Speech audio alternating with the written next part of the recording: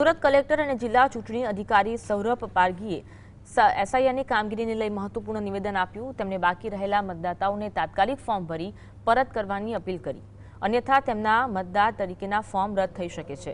અત્યાર સુધીમાં માત્ર 73% લોકોએ પોતાના ફોર્મ પરત કર્યા છે, જ્યારે કે 27% લોકોના ફોર્મ હજુ બાકી છે। કલેક્ટર દ્વારા તાત્કાલિક ફોર્મ ભરી પરત કરવાની અપીલ કરવામાં આવી છે અને આગામી 3 દિવસમાં ફોર્મ પરત કરવા વિનંતી કરવામાં આવી છે। 12,68,986 લોકોએ હજુ સુધી ફોર્મ પરત કર્યા નથી, જ્યારે 35,90,896 મતદાતાઓએ પોતાના ફોર્મ જમા કરાવ્યા છે। 16મી પછી મતદાતા પોતાના જરૂરી તમામ દસ્તાવેજો સાથે મતદાર તરીકેનો દાવો રજૂ કરી શકશે। 3 દિવસમાં આમાંથી ફોર્મ પાછા નહીં આવે તો એ બધા જ નામો જે છે ડ્રાફ્ટ યાદીમાંથી નીકળી જશે।